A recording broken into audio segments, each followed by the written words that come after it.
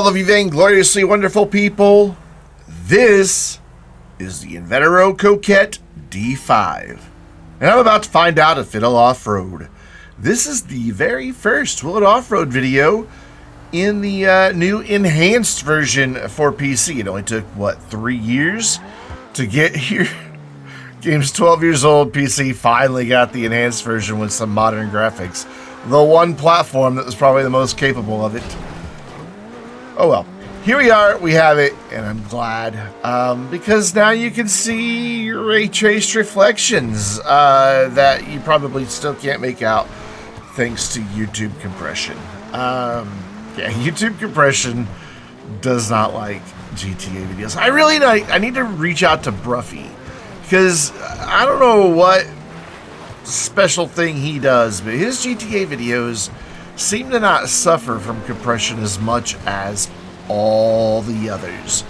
I need to find out what settings he's using to not only record, but also to when he's in game, and see if maybe I can learn something from the master. But in the meantime, in the top left corner, as always, we have Commander Hobo's point of view, and in the top right, we have Ravens. Yeah, we actually, the Brit showed up for once. Like, it's been months and months, and here we go. I wouldn't get used to it, though. I don't know, maybe. Who knows? But this is a car that I absolutely love, and I know it's not just me. I've read a lot of universal praise for it. Yeah, I was even on Snapchat, and somebody that I follow or that followed me first, I don't remember, even he was just like, oh my god, they finally put this car in the game. And you know, so if people are posting about it on Snapchat, their Snapchat stories, you know they are absolutely in love, and I like it. You know, some people have complained that a lot of the cars from this update are just too easy to drive, and that makes them boring. But you know what? Here's the thing. I'm all for introducing some vehicles that don't require a huge amount of skill to be able to drive at speed. There should be cars for people who aren't as skilled that can be enjoyed going really, really fast without them being a frustrating experience. I get that the hardcore racing scene wants that challenge, but, you know, not everything's hardcore racing. Sometimes you just want a car that's nice to drive, and this is that. And because of that, despite a little struggle here at the very end, it did really well going up the mountain, and we are at the top in 2 minutes, 35 seconds. So, will it off-road?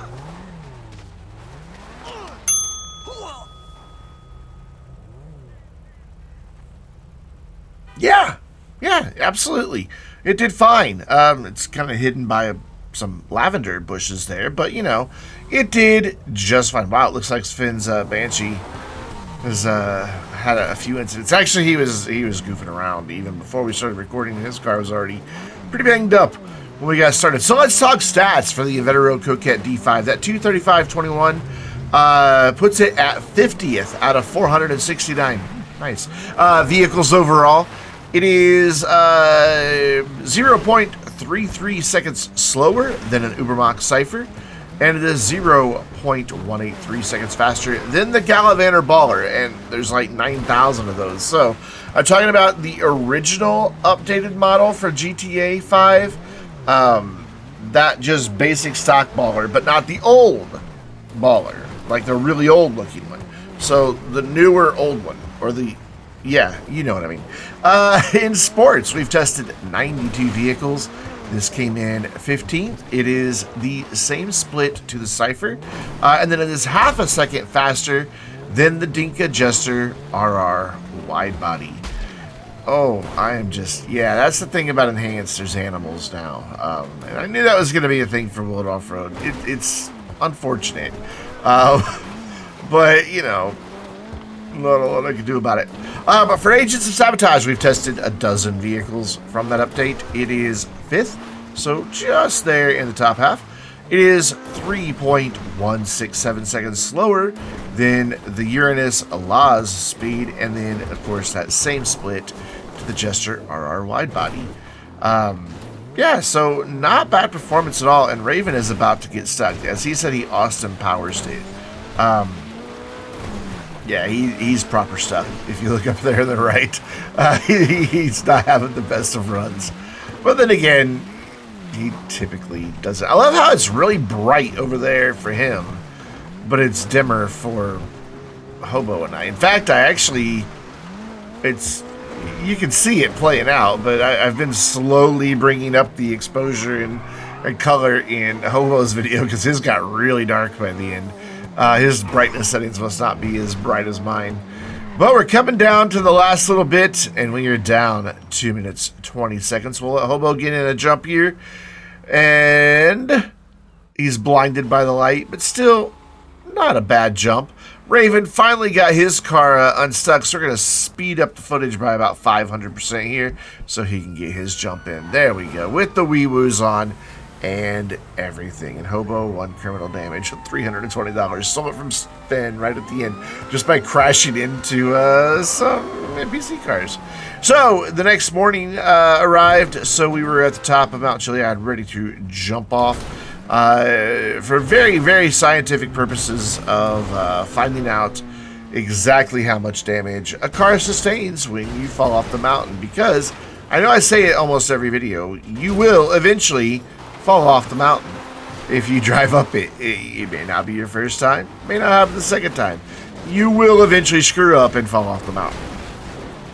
So you need the hard data, you need the facts, you need this rigorous testing methodology that we put into place in Will It Off-Road to know what you can expect when you have a Chiliad disaster. And that's what we're here for, to bring you that hard-hitting information. Yes, we don't do it just because it's fun. At all. Not at all. It is more enjoyable when there's more people, though, and we would love to have you join us. All you need to do is become a member of the Vainglorious Discord server, or if you're already there, hey, awesome. And then if you're playing on in the enhanced version on PC, just look in the events section, and we're doing Will It Off-Road pretty frequently. We have to do all the HSW vehicles. Plus, on top of that, I'm starting up a new garage tour series very soon. Like, it's in the pre-production phases right now. I haven't actually shot any footage, but it's coming. And you can take part in those as well. We are down for the damage descent, 133. Hobo and Raven are still way back there, so we're just going to, cut their footage. So the damage on the Coquette D5, all the windows are gone, the headlights are gone, the hood and the left fender are missing. The front bumper was kind of just flopping about up there. The left door and the trunk won't close. It has bent wheels, and there's trivial body damage. Come on, Rockstar. You were doing a phenomenal job with damage models. Like, look at that D10 Pursuit. You were doing great with damage models for a while. What happened? Anyways, that's going to bring us to our next vehicle. The Penaud La Coureuse HSW version. We have tested the La Coureuse before in non-HSW format. I will be going back and doing some HSW vehicles that we've tested before. And basically, what I'm looking to do is take any vehicle that we've previously tested that has an HSW modification that is the fastest in Will It Off-Road. Not the fastest lap time, not the fastest top speed, but the one that got up Mount Chiliad the quickest for its class. I've gone through, made the list of all those. I don't have it here in front of me at the moment to tell you what they are. But I made the list of all those vehicles that were the fastest in their respective classes that now have an HSW upgrade, and we're going to compare them. My theory is they're going to most often, more likely than not, be slower going up the mountain.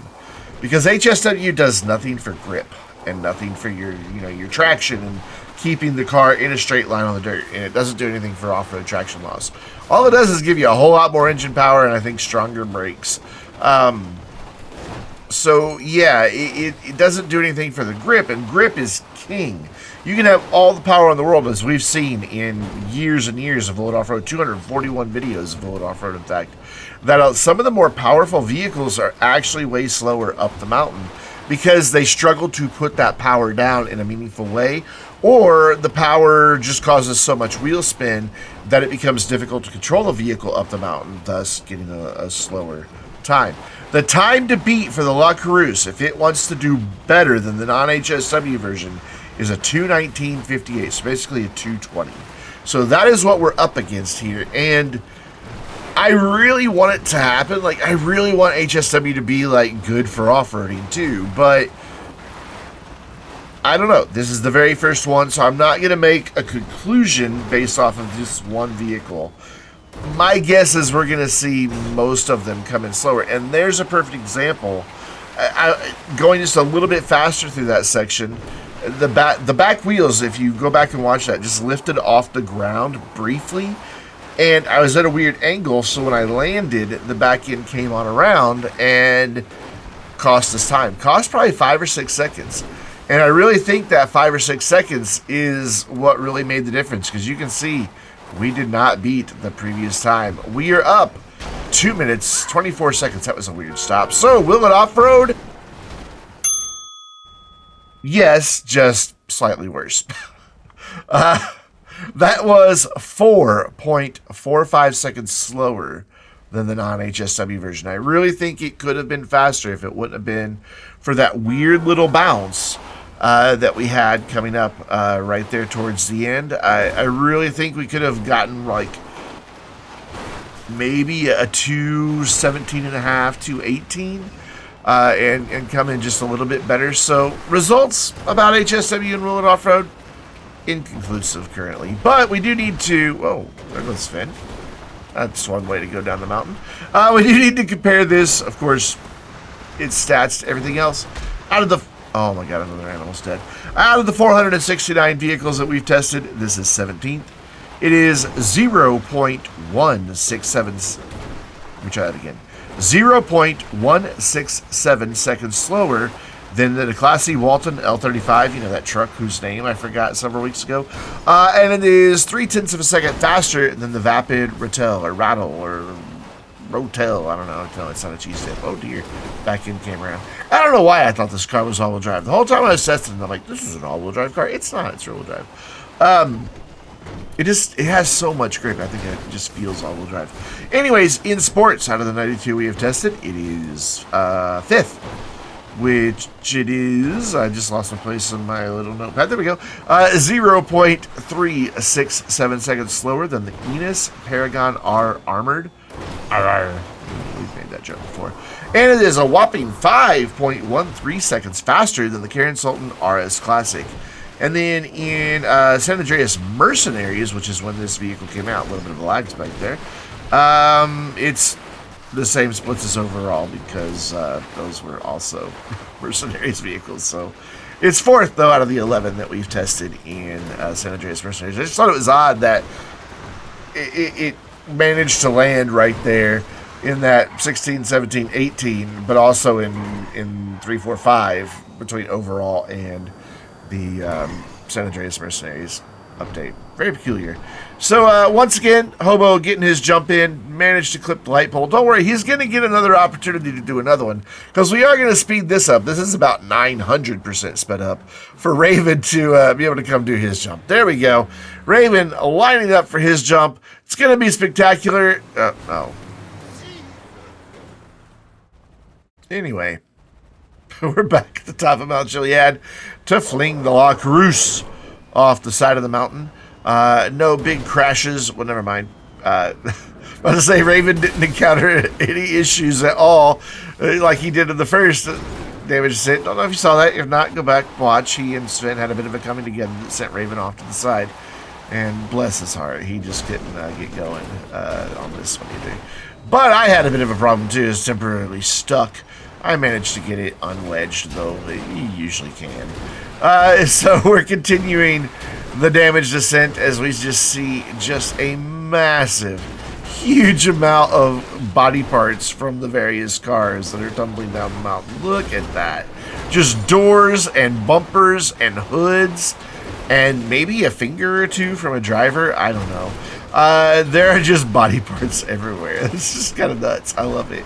It's one of my favorite parts about the damage descent is just the chorus line of body parts that follow us on. That was an interesting landing that I had there.